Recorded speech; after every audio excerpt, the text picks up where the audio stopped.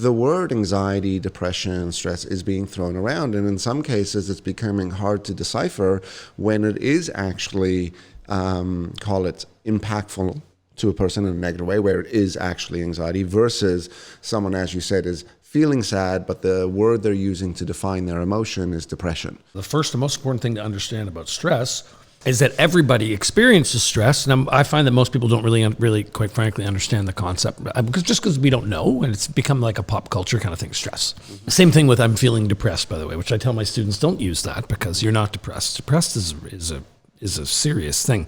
Sad is different. Stress is a normal reaction to things that might threaten you. The stress is the reaction in the person, and there's physiological and psychological reactions. And that's one of the major things to understand about stress, is that there's not one sort of thing that stresses everybody out to the same degree.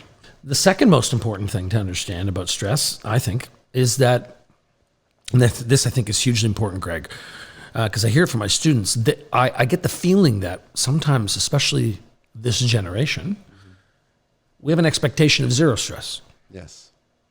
We think that's the goal. Happiness and zero stress. And I think that's the problem. Welcome to the Witz podcast, episode 10. We are here with a longtime friend and associate and trainer with Witz, Stephen Friedman. Stephen is a skilled and recognized executive coach. You have a master's in psychology, facilitator and educator at Schulich School of Business, York University here in Toronto.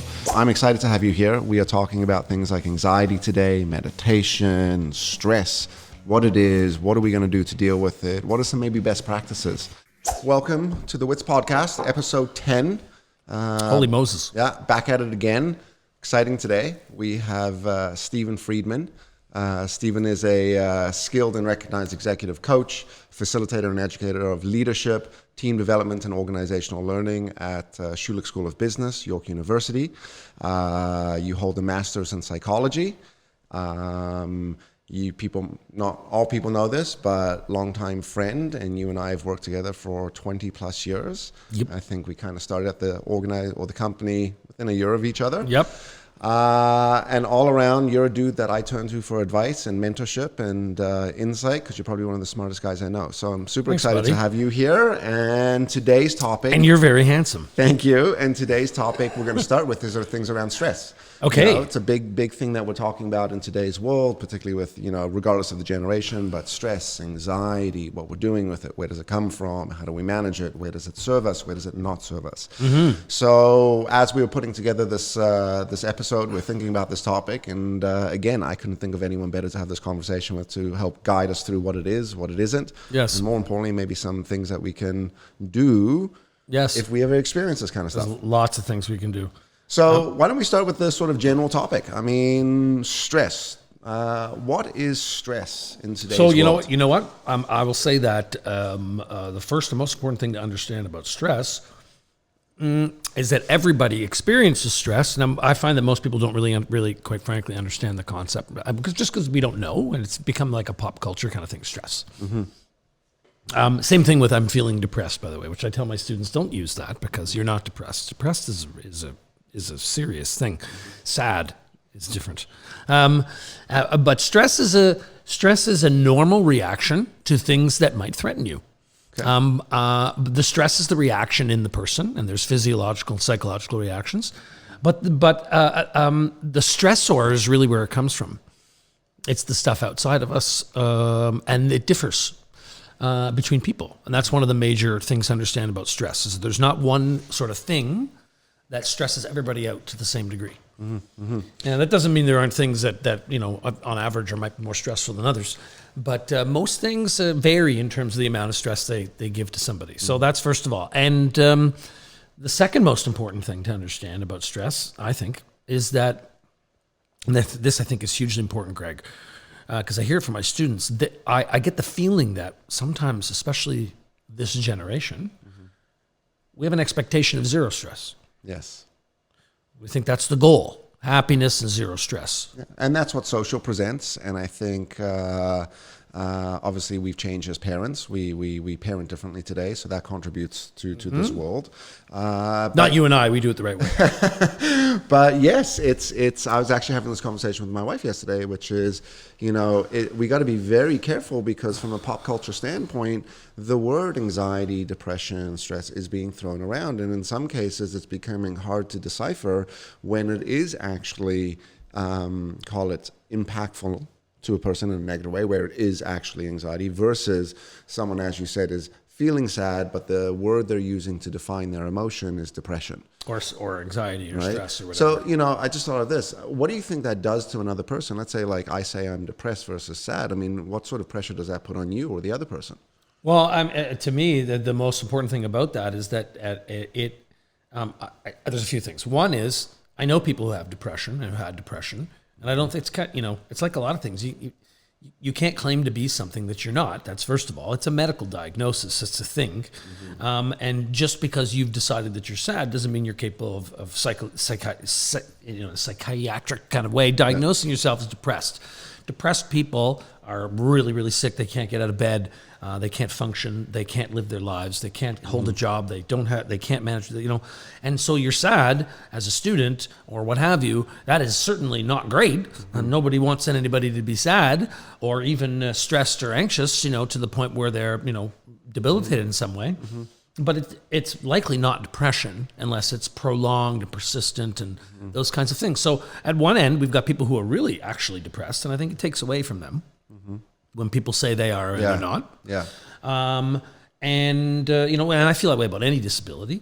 Because it is a disability. Depression is it's absolutely. It's a disease, right? It's a disease, and we even know that it's genetic to some degree. It's disabling. Yes. Yeah. But to me, what I do see the flip side of people thinking expecting a stress-free life, which again is unreasonable, is the other part is that there's increasingly I meet students who are in my certainly, and I'm not a clinician, but a lot of students are stressed, like they are having trouble coping.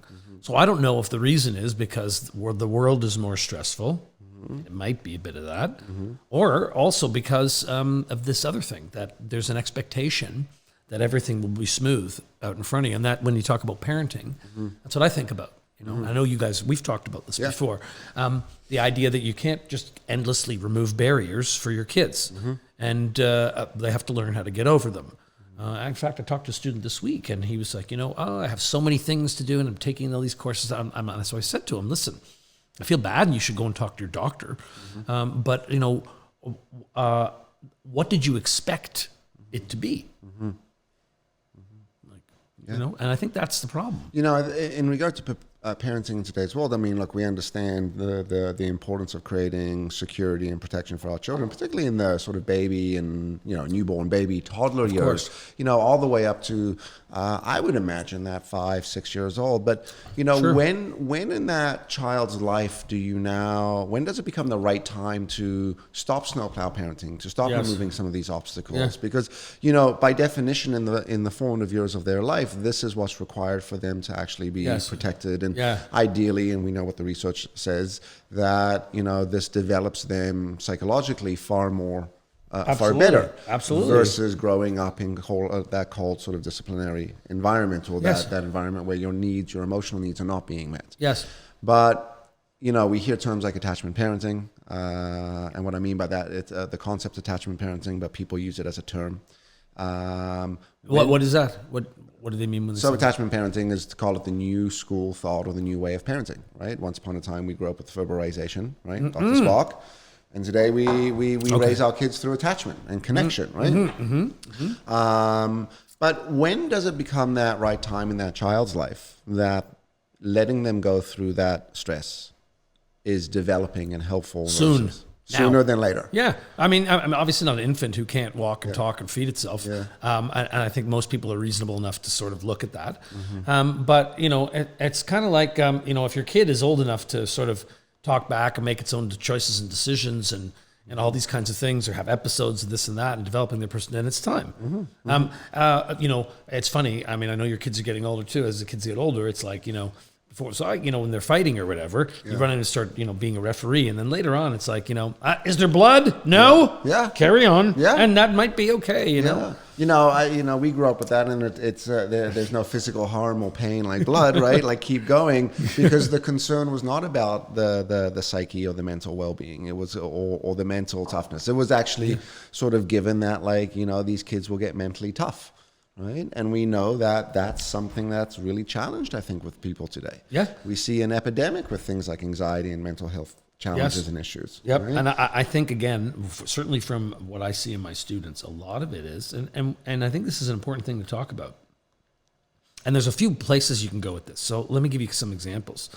One is the expectation that people have, for example, that everyone you work with will be someone that you would have chosen to work with. Okay? So I think this is part of the same phenomenon. So people say things to me like, you don't understand, Stephen. I've never met anyone like this before at the workplace, And of course, I think to myself, and sometimes I'll tell them, what did you expect? Did you expect you're going to work for 12 years in a place where you interact with hundreds of people and not a single one of them will be somebody that you don't like? And that you have to, and we turn around and say, well, they're difficult people. Yeah, and what are their answers? What are their responses to that? Not good. Yeah. It's quiet, usually. Sort of deer in the headlights, like that sort of reality check, shock factor. Oh my gosh, I just got a dose of what life is really like. Yeah. I mean, I don't know. What do you think? What do I think about that? Yeah. In regard to is it normal that to walk in with the expectation to get along with everyone? No. But I also think we live in a superficial world right now with social media, right? So we do get to be friends, in quotations, with all these people without any true connection. Yes. And when we show up in the workplace or any community environment, neighborhood, and work is becoming the ultimate community right now, the ultimate tribe. We also know that it is our communities and our tribes that we look for emotional resolvement with. Of course. And the one place we're not actually looking for that now is in our workplace, even though it's our biggest tribe. Yes. And people say things to me. You hear it. And I'm sure you've heard it. Yes. I don't have to be friendly with her. I just have to work with her. Yeah. Things like that. Yeah.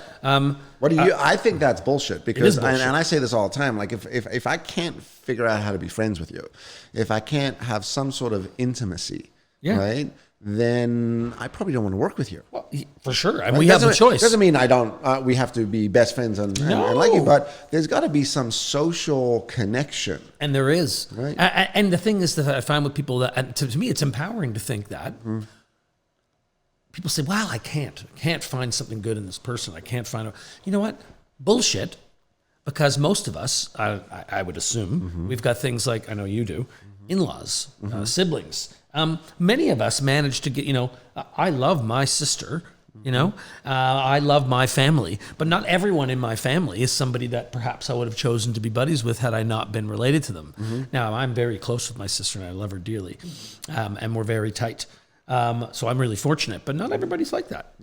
Lots of people have challenges with their siblings and, or parents or anybody in their family or in-laws, but you got to figure out a way to make it, in many cases, especially with in-laws. So figure it out. How do you think people's perceptions play into all of this? I mean, we know the fact that we all look at the world through a specific lens as per our own personality and our experience. What you were talking about before was a little bit of, you didn't use the word, but unconscious bias, right? Which is, I don't like you because of X, right? There's this automatic assumption or perception that, I can't find connection with you because of who you are. How much do you think that plays into this stuff? A lot. I mean, I think it's also because of the social media and whatnot. It's just that we don't give people enough time to show their humanness, and there's so much that people have in common. I mean, we're just so. I mean, you know this. We're just so ready to put up our dukes. We're so chippy, And I think there's a lot of that out there. And I think the challenge, the interesting thing is that when people do look at each other in the eye and talk, they usually pretty much get soft and collapse and make up and hug and cry.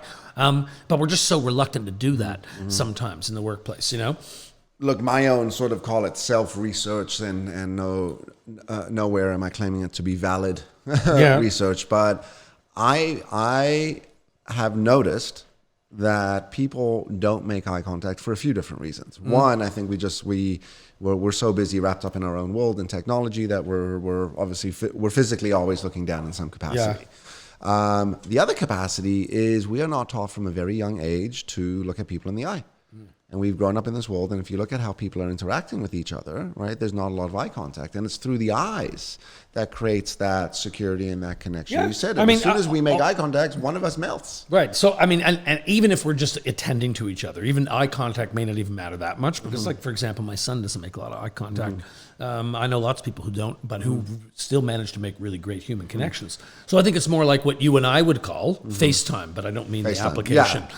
You know, attending to somebody, being in the same room, looking at each other, you know? And I think you're right. Yeah. I think, you know, I was just talking to my students about this the other day. You know what Moore's Law? You ever heard of that before? I feel like we talked about this. Yeah, we did, but just, you know. That's right. It's the idea that technology moves. I think it's like, I don't know, my student corrected me the other day. It's like our capacity to store and process information doubles every 18 months. Since like whatever 1990 something, on a pure technology platform. Yes, computers, hardware, everything, phones, all of it. Yeah. So our ability to process things, all that stuff is getting quicker and faster, more sophisticated, at that rate. So I mean, it's hard to imagine exponentially doubling and tripling. It's hard to imagine. We think about exponential, and you have to really imagine it. You know. And when you imagine it, it's like, you know, once you get to 24, the next one's 48. I mean, it gets big fast, and it has. But you know what doesn't evolve at that speed? Us. Yes. Yeah. So the problem is that we just haven't really stopped to think about, wait a sec, how are we going to manage all this stuff? How are we going to use it properly? I don't think we're even alert or conscious enough to think about that. To think that we couldn't keep up with the amount that we are processing with. I think some people are, and it's nice to see. But generally, no. Generally, like, you know, people look at technology as technology. It just helps me go faster. They're not actually recognizing that while the machine and the thing's moving a lot faster, they're not. Yeah, I read this little blog thing that I shared with my students about this guy in the U.S. who decided for whatever it was, a week, a month, to respond to every email or text message with a phone call. Every single one. And he had all these predictions beforehand about what would happen. And some of the things my students pointed out that they found really interesting is that he thought, first of all, that everything would take longer, and it didn't. Not that I'm advocating getting rid of the devices and just using, I get it, and it's fine, and I love technology too. But that a lot of people that he called felt important. That's what he found. You know, the people that he reached out to felt, wow, cool, man. Hey, you know, I'm important. It's amazing in 2020 when you pick up the phone, people are surprised. Yeah. Right? So, and I say... People are surprised when you pick up the phone, and people are surprised when you call them. They're like, hey, I wasn't expecting the call. And that's one of the things I've been thinking about lately, and it's one of the things that's quite frankly connected to something else we talked about before, which is meditation, is learning a little bit about... how to make things easier for other people when you're talking to them, when you're communicating with them, when you're interacting with them. You know, how to take the pressure off of circumstances rather than add it. So what are some ways that what are some things we can do when communicating to make it easier for the other person? Lessen the anxiety, lessen the stress. You know, how do we behave? What do we do? Well, I think first of all, a couple things. One is we have to plan more in a way. Or at least not react so much. Okay. Plan more, and I've said this in the classroom so many times. We generally, and I'm going to include myself here, I'll spend more time shopping for my keychain than I will, and planning and maybe even taking notes, or for a car or a computer, than you will with the most important meeting you have with your colleague, employee. You won't plan. You just walk in. Yeah. Blah, blah, blah, blah. So I think that's one thing. Okay. I think planning. I think for a lot of people, and I think most people can appreciate that there's been moments in your life where you're like, but if you get a chance to write it out, you can, okay. You breathe it. Yeah. Whether you take the breath. Speech or whatever it is, why not do that with important conversations? It also gives us some space. Yeah. Stop. Yeah. Gives us some space to shut up and chill. Yeah. I mean, and it's sometimes just as simple as that. But the things that come before that are possibly even more important. which is self-awareness. And self-awareness isn't, as I tell my students, listing all the wonderful things about yourself in your LinkedIn profile. Self-awareness is the shitty parts, It's being able to say, you know what, sometimes I overreact, sometimes I jump in too quickly, sometimes I'm like this. And the things that make us able to reveal those things to other people in our lives are close relationships, rapport, and vulnerability, and the intertubes doesn't allow for that. So that's, I think, a big part of it. I talk about self-awareness in that capacity as well, which is, we see the social media self-awareness. Look, I'm mindful. This is me. This is as my good quality traits. But the true self-awareness is digging deep and being vulnerable enough to acknowledge that you are a dysfunctional human being and you've got some baggage and you've got some shit. And the way you behave and feel and the perceptions that you carry are sometimes contradicted by others. Yes. And when they are, we end up misbehaving. And if we actually think about that, this is just a difference in, call it, belief system or experience, awesome. But that's not what happens, right? No. So it's not, and you know what else? One of the things about anxiety and stress is that, and meditation, is that, first of all, meditation is not nearly as mystical as we think it is. And that's something I'm very interested in for myself. And it's not magic. But part of it is also sometimes meditation for someone, and even for me, can just be as simple as, I'm trying to encourage my students with this too, is just do nothing. Sometimes we've messed with our ability to be able to see how sometimes what the previous generation might have called navel gazing, spacing out. The value of spacing out in a long time. The value of doing nothing. Yeah. The value of, and it's a big part of a simple explanation of mindfulness. So I know it sounds cheesy, but it's a bit like, even for myself, if I'm going somewhere, I'm really trying hard not just to think about the time or the music I'm listening to on the radio, but I'm also doing things like looking around in honestly, the place I live, which I think is pretty nice, or when I'm on vacation, or even when I'm walking down the street or the halls at school, I make eye contact with people that I haven't before. And, even if it's just about slowing everything down a little bit, I think that might give us the space to be able to be more patient with others and ourselves, So even little things, so for example, you asked what people can do. Here's one thing. Consciously slow your speed walking down the hall by 50%. Huh. I'm an intense walker, so But I just used to picture be how too. I walk down a hall. I walk like I'm at a mile jogging in my stride. It's one thing to say, I'm out for a brisk walk No, with my partner at night. No, I get that. You're right. It's such an unconscious thing. I've never thought about slowing down my pace. So this is something I'm very interested in, is this idea of, I think I did not coin this, but it's out there, micro practice. Okay. So it's just like, instead of making these huge magnanimous changes to your world, it's thinking about a little tiny small thing. So this is one of them for me. And by the way, I'm doing it half the time, right? Because I often have to go, whoa. It doesn't get there all the time. And that's probably the same for everybody. You gotta catch yourself, and you gotta in But those hopefully micro moments, adjust. And you just got to make that adjustment. And I'm not walking around thinking, I need to say and fly around the room and be more spiritual. I'm just thinking, slow down. That's it. That's it. Yeah. Quiet down sometimes. Yeah. Quiet your mind. And so I think that connects a lot to the kinds of stress we were talking about before. So students, I think a lot of us are driven by this notion of constant achievement is about constant activity. And sometimes that constant activity can produce stress for people. Yeah. Not really. We're always on.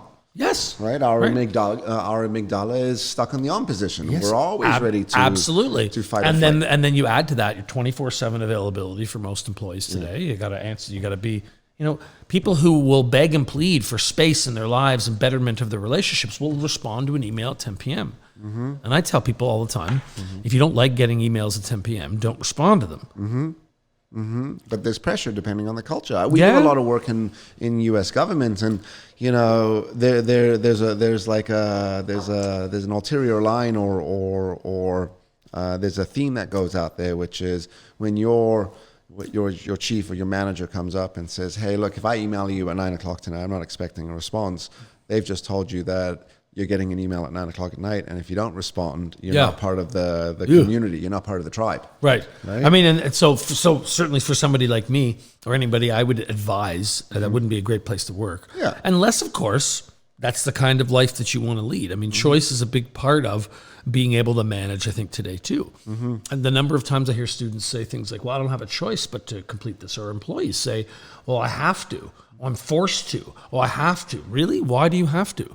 Well, you know, and this is the same thing. We're just such victims. You just said something, which is, I think, victims. I mean, are we becoming more and more victimized, and therefore we're becoming more and more depressed and stressed? Well, we feel we are, right. but I don't think we are. Yeah, yeah. Because the thing that's missing is self-efficacy, the ability to believe that, I can change the way I view something by the way I think about it, or I can reframe something, think about it in a different way by thinking about it critically, or what are the kinds of emotional reactions and emotional management I have to fix or address in order to be able to do that.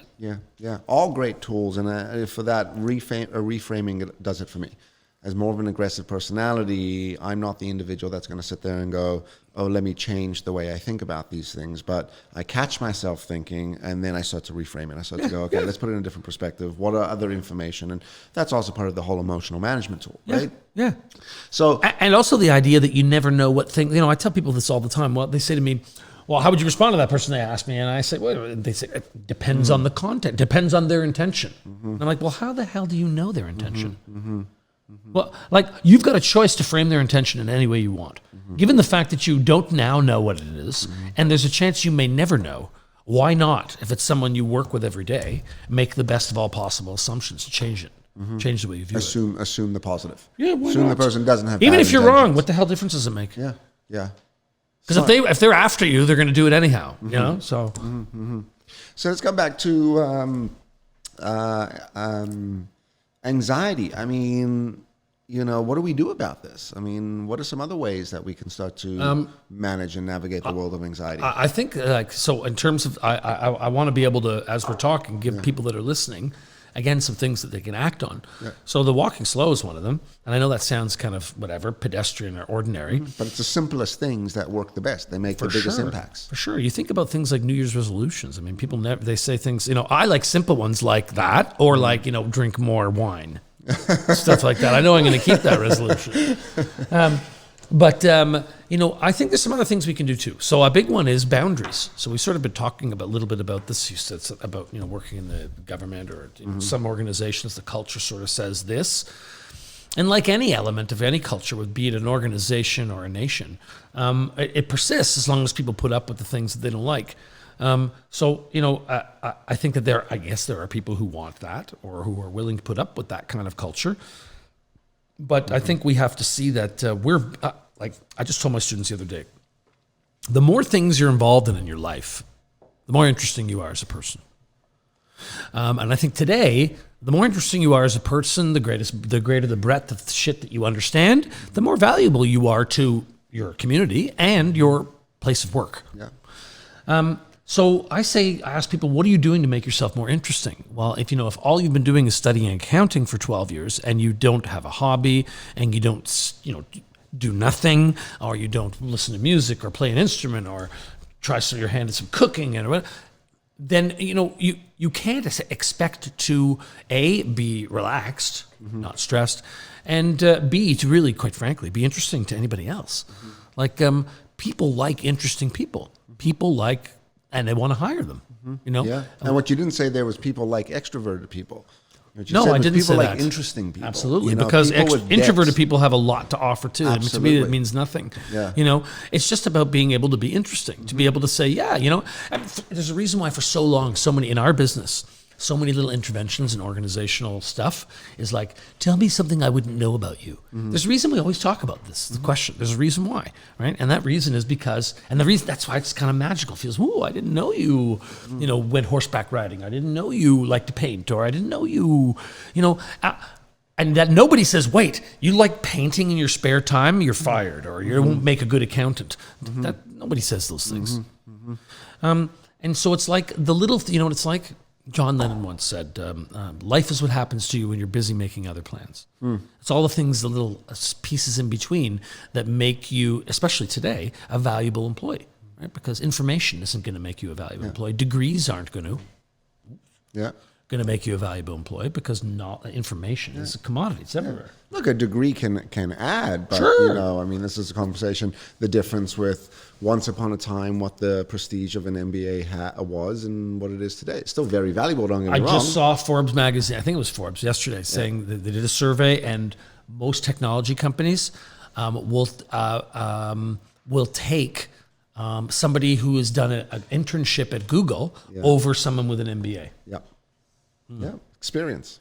Yeah. Now, I mean, I've been in education my whole life, and I'm going to continue to be. So I'm not somebody who's going to say. And you're an academic, so I mean, partially, but I mean, you're not this dude that kicks against the system. Like, you live within an academic world. You're a lecturer. But here's the thing, and this is the thing I like, is that the reason I like education is because you can toy with new ideas. So, for example, things we're talking about, micro practices of meditation, I'm bringing that into my classroom at Schulich, and I do. And how are the students? How are the, I'm going to, in quotations, kids receiving that? They love it. Yeah. They're hungry for it because they want to be able to have less stress. And I tell them all the time, and it's not about reducing the amount that's coming at you, because it's not going to change.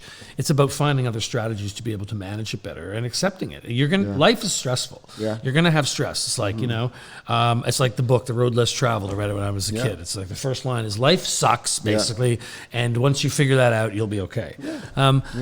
But, I tell students all the time, you're going to have stress. So what are you going to do? Yeah. And this is also a level of exposure. I think, back to what we were talking about with parenting before, is in our effort to make sure that we are developing these perfect little human beings, sometimes we're removing some of those obstacles, which is removing the exposure. And it is the exposure that allows that individual to develop the endurance, the ability to keep going. And what's a really great step as a parent, I have found, is, I know we're jumping around, but is something I do with my 10-year-old is really empowering her. And I hate to use that term, but because it's just so overused, misunderstood, but basically teaching her how to advocate for herself. Yeah.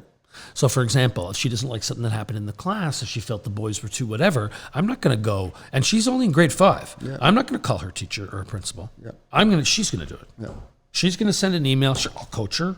Yeah. I'll help her a little bit, help her find the words maybe, but she's doing it, and she's accountable. Yeah. If the teacher comes back and freaks out at her, I'm going to go, oh, nothing, because that's her thing, and she's only 10. Yeah. But you got to me, that's a big part of it. That's a big easy. But they're mature at 10 years old. Yeah. Right. They're ish, but their ability, I think that's a good strong age that's a good age in that sort of bracket there, to start to think about exposure, And advocating for yourself is a big part of that. Yeah. And dealing with the fact that someone may not like it, or some teacher might say, hey, who do you think you are, or whatever. You know me, I'm not going to, I work in that system and whatever, but I'm still a bit of a shit disturber. And I'm going to teach my kids, if something isn't helping you with your learning, then you need to advocate for yourself. We talk a lot about this with, particularly nurturing personalities that are always filling other people's cups instead of their own. And they end up running out of steam. The emotional ability to cope and manage is exhausted. Absolutely, especially if you're like an introvert and you don't have a social support system, or you haven't cultivated that system, or you're somebody who's a little shy, or like we were talking about before, you're a young person who doesn't have enough experience with lifting their head up to get beyond this, so they can't say, hi, I'd like to meet you. I'd like to be your friend, or I'd like to learn about this, or I'd like to, or hey, I suck at this, and all this kind of stuff. Yeah, but that's the advocating, like nurturing yourself. Yeah. Right? Yeah, awesome. Okay, advocating for yourself, planning, making sure that we are hitting obstacles and exposing ourselves along the way. Making micro-conscious changes, little things, slowing down, and we speak about this, and I've heard you speak about this a lot, which is presence, being present. Presence is a big important thing to me. It's the thing personally I am the most challenged with myself, my own challenges, and the more I read about it, the more I see that it's a challenge for a lot of people, and that is often part of stress and anxiety.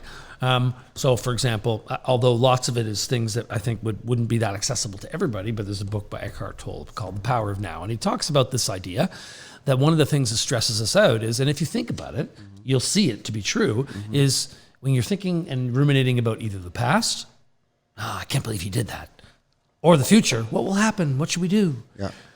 That's a big part of the cause of our stress. Yeah. Now, that doesn't Our mean imagination, our ability to stories to predict. Yeah. So presence means being here now, and it doesn't just mean listen. I'm a business professor. I'm not going to say let's just sit there and say and never plan anything. Yeah. Of course not. But the situation is this. Let's take telephone for example. Cell phone. Presence means if you have a meeting with somebody, put your fucking phone away. That's really simple. Now, that's another micro practice I have. Yeah. Human being that's in front of me, phone is away, not upside down on the table. Away. Yeah. Off. Away. Little things like that, I think, can make a big difference. Yeah. Managing the technology. Yeah, absolutely. And we're in charge of this stuff, Yeah. you know. So, how important, or how do we tie this back to leadership? I mean, we're talking anxiety and stress. How do you think the world of leadership contributes to this? I think that a big part of the skills of a leader, of course, pertain to your. We can look at the simplest things. The simplest thing is a big part of leadership is your ability to respond to the needs of other people.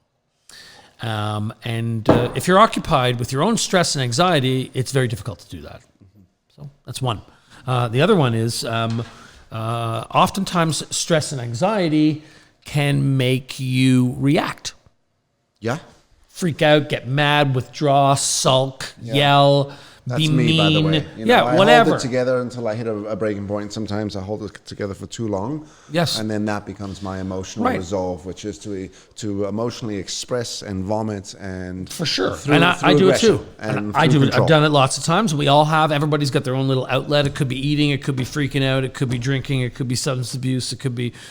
who the hell knows what it is? Some people it's exercise. I don't know if they go overboard. I got a buddy like that. They work it all out and then they're messed up because every exercise is really important, but it's not everything. It's not just that's another conversation. But and you can't be an effective leader if you can't hold your shit together.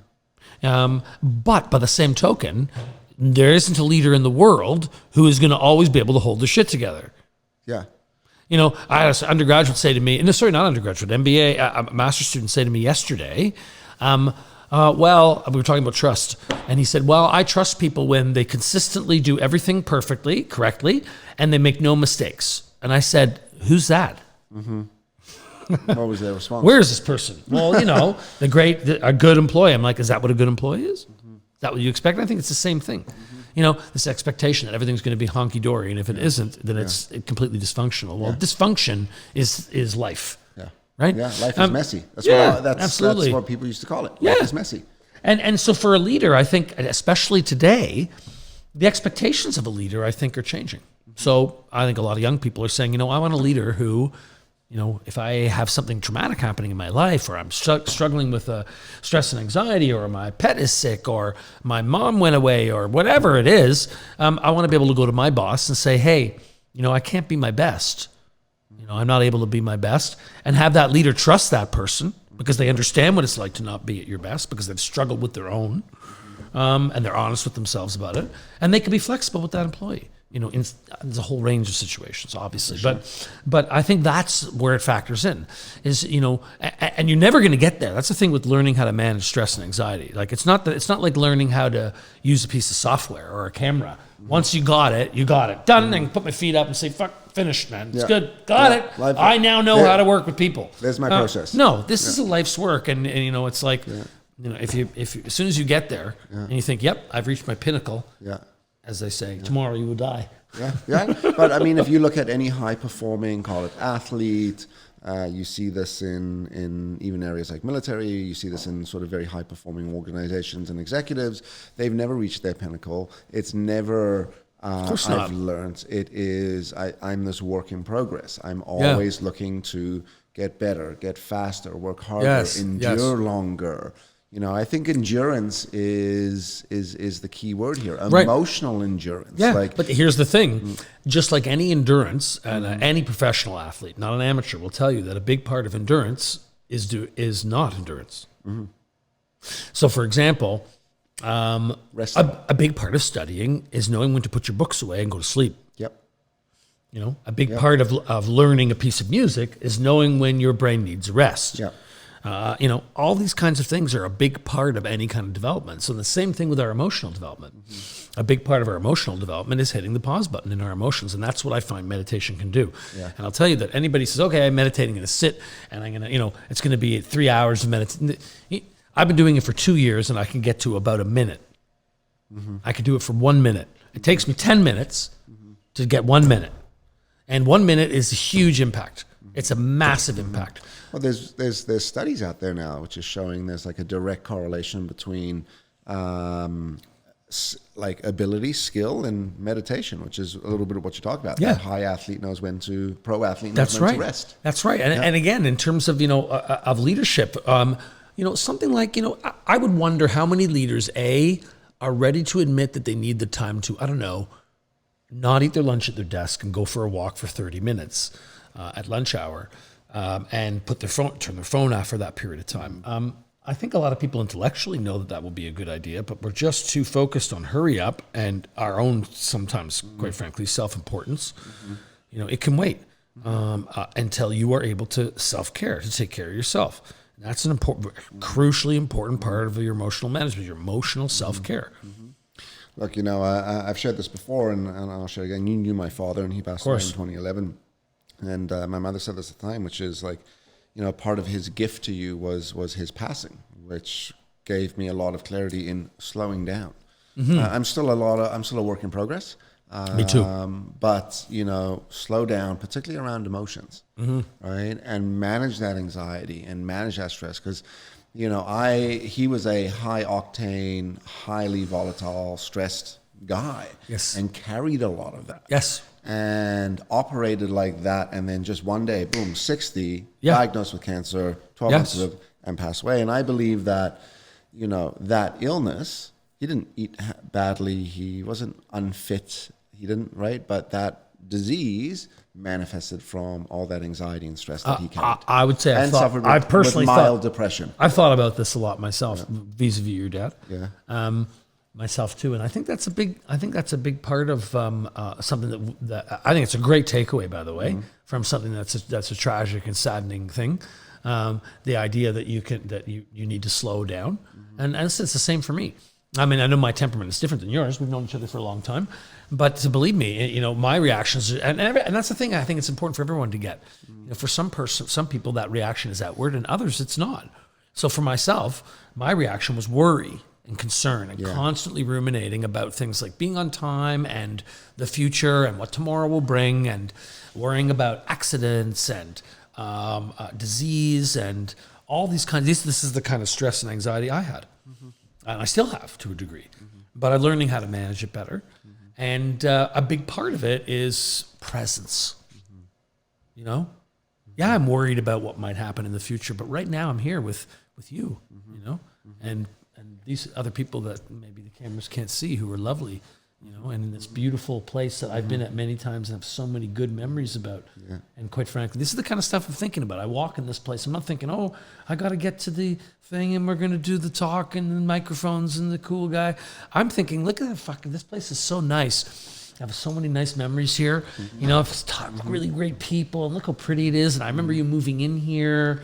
And I remember all the different locations we've gone through over the years, and I think about, we've talked about the coffee and all these things, and so that's where I'm really at these days. I'm trying to get as much of that every day as I can. Yeah. But it doesn't mean I'm just sitting around zoning out. Of course, I love my work, and I'm in the classroom 4 days a week, and and coaching and delivering with us, and working with any classroom. Yeah. It's either this one or at Schulich or other places, and the more and more I do it, for example, here's another really great practice. Every time now, I can't speak for everybody's job, but and I'm sure this is the case for you too. I mean, I'm so thankful the fact that I get to do this kind of work and earn a living. Yeah.